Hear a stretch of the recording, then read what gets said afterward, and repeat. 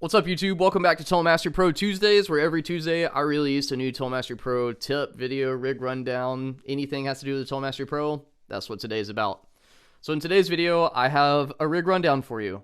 Just a little background. I am in a southern rock band here in Columbia, South Carolina called Torn Clover, and I needed to create a rig for me to join this band and get up to speed and be able to cover all the songs that they're playing.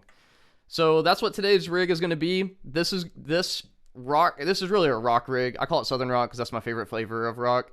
But this will do anything from Marshall Tucker Band, Leonard Skinner, Allman Brothers to, Boston, Aerosmith, like any classic rock, anything that's inspired from the 70s or from the 70s, this will do extremely well. Hey, according to my YouTube analytics, about 60% of you who watch these videos aren't subscribed. So if you think my dogs are cute, go ahead and do us a favor and hit that subscribe button. Now, back to the show. I do want to get a hot topic out that I've seen on the forums, and that's the private selling of presets. This preset will be available on my Patreon page, but at the same time, I'm going to show you everything that's on it with the settings. So if you're in a position where you can't support or don't want to support, that's perfectly okay. You'll be able to create this out the gate. No gatekeeping here. But if you do want to save some time and you want to support me in the business that I'm building here, please consider checking it out. The link will be below. All presets right now are $5.99, and or $4.99, excuse me. So I just appreciate all the support that you guys have been giving, and I hope that y'all are open to this because this really is a game changer for people like me. And I have a degree in music production and in school, so it's nice not being broke all the time. If y'all can make that happen, thank you. But as always, I still release stuff on the cloud. I just published a new preset Friday. I'll show you what that looks like before we get into it, because I saw someone asking me about the glitcher. Or the glooper. I don't fully understand how to use this yet either, but I built a preset messing around with it. I did a quick little etude on a YouTube short, so feel free to look at the page, but here's what it sounds like.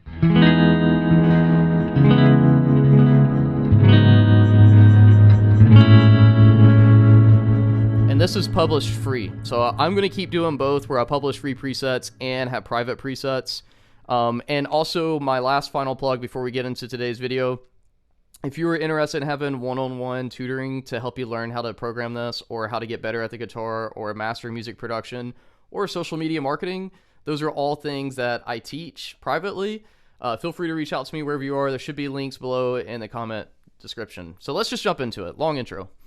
All right, so in the preset settings, first thing we need is I'm running an instrument parallel 2, and the reason why I'm doing this is twofold.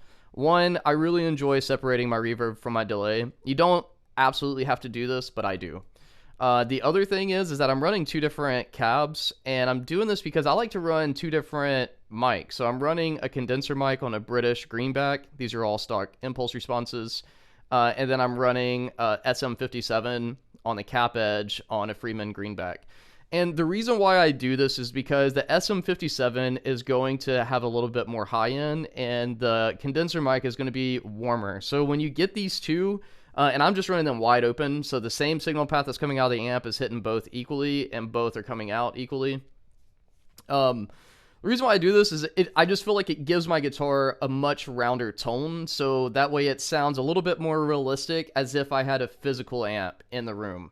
So I'm going to play you just a little bit so you can hear my rhythm tone, but the scenes that I have set up, and we'll go through each individual one, this is my rhythm thing that I'll be using for bass, my bass rhythm tone.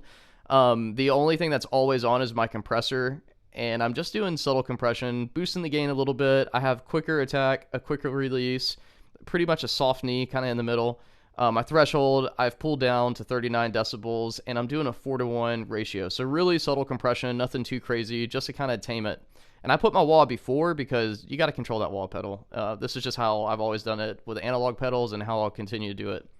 And I have a lead, a high gain channel, like high gain rhythm, a Hendrix solo, and an octafuzz isolated. So we'll jump into those. After the cab section, I am running the new 10-band EQ. I learned this trick from Neural DSP, so I'm basically carrying that over here. Look, 62 hertz and 31 hertz should not be coming out of this cab, but I just went ahead and made sure with at least 31 hertz. Someone commented recently, look man, low end does not really belong in your guitar here. It just doesn't. I mean, do what you want. It's your sound. But in these lower end frequencies, you're competing with bass guitar and the kick drum, and I'm going to let them shine because bass players need love too. The only other thing I'm doing is I'm boosting 500 on my Les Paul. That's like the sweet spot. And then I'm boosting all of basically my high end. It just give it a little bit of pizzazz. I thought it was a little warm coming out, so that's why I did that. Also, my always on pedal is this reverb pedal. Now, this is my second time filming this video because when I was editing the video, this was a little overwhelming. So one of two things, we're about to find out in post-editing, and I'll do like a clip of like, nothing changed, this is great, or I'll let you know that, hey, something's going on with my editing software. But basically, I built this preset with my headphones on, and when I was filming the original video, I had my headphones on, and this just sounded great. It was very subtle in the back, nothing too crazy. When I went to edit the first video, it was so overwhelming. It's like you heard reverb first, guitar in the background. So I came back through, and I dropped the mix even lower. So just know that if this is overwhelming in the video, it is not like that in the room, and I've got to figure out where the difference is. But for right now, I am plugged directly into my interface, so I should be hearing what I edit here in about 20 minutes when I'm done with this video. So, yeah, hopefully you'll see a note above screen now that says everything is fine. All right, so here is the bass rig. Again, think Leonard Skinner, Molly Hatchet, Southern, good old just rock and roll, baby.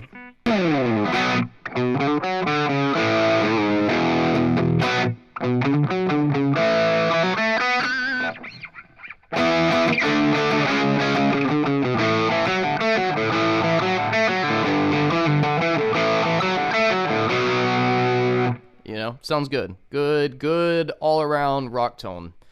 All right, so now let's take a look at some of our scenes, which is new with the latest firmware update. Man, shout out to Jason and the team. Those guys are just really crushing it. This thing is just like freaking awesome to use now. All right, and it was before, honestly. It just keeps getting better, you know? It's like a good wine, I guess.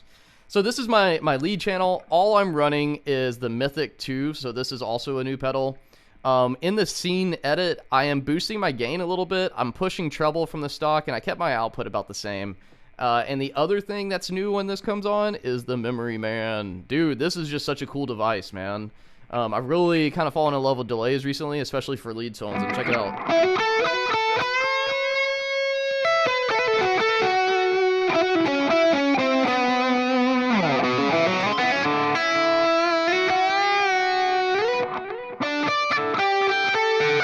Hey, we don't do that here. Anyways.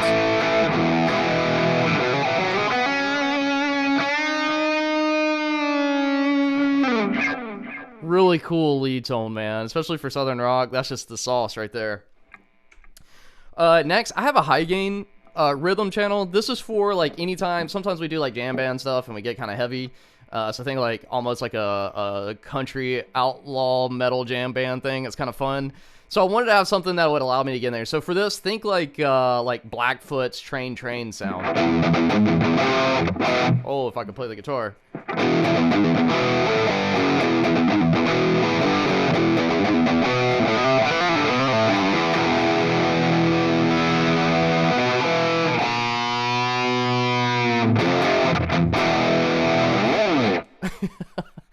Charlie Brown likes Slayer. Yeah, so really this is just to tighten up the tubes, if you will, give it a little bit tighter sound, a little bit more gain. That's all that's there. Now, Charlie, you're gonna have to sit and you gotta wait. We're almost done. I also have a Hendrix solo. Listen, this is inspired by Foxy Lady. We're covering that and a couple of other Hendrix stuff. So I won't be playing that for that, but for the solo.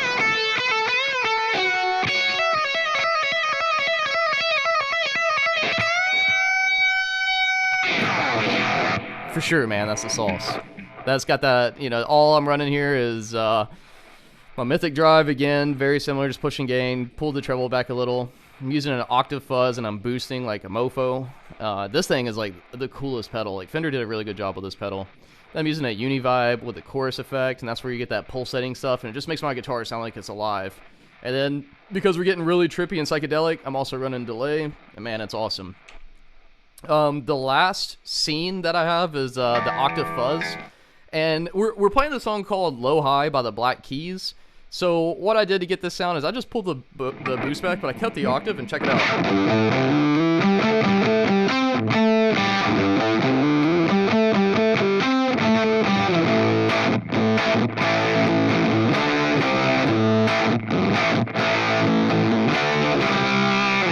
That's literally just for that one song. I don't know where else I'll use it.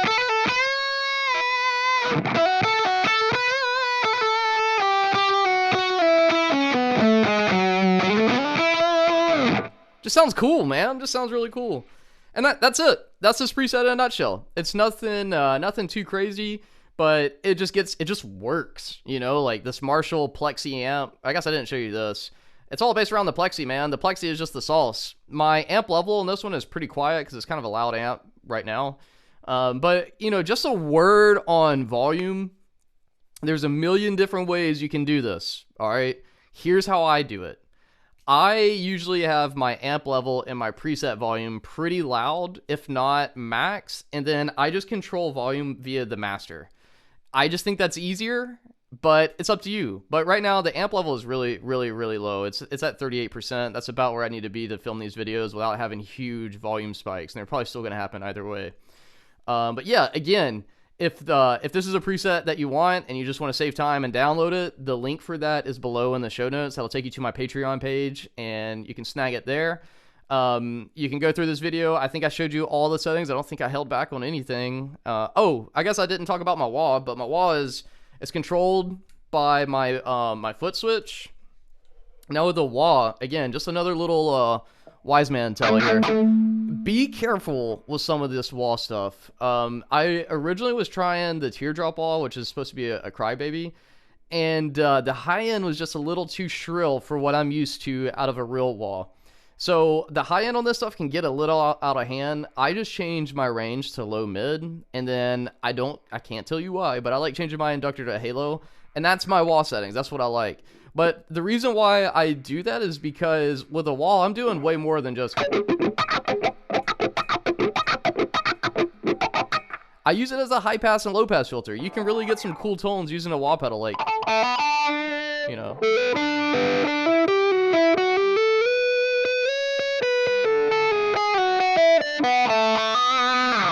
I kind of just use it the way Adam Jones from Tool uses a talk box, really. So anyways, hey y'all, I hope this helps you out. I hope you enjoyed the video. If you did, do me a favor and do all the YouTube stuff by liking, subscribing, smashing that bell icon. And if you wouldn't mind, leave me a comment so I can boost that SEO so YouTube knows this is a good video. And with that out the way, if you want to work together on your projects, reach out to me. All the stuff is below. I'm just grateful that you're here, and I'm just so stoked that the Tonal Master Pro just keeps getting better. Shout out to Jason and the team. All right, y'all. Appreciate y'all, and I'll see you in the next video. Ciao.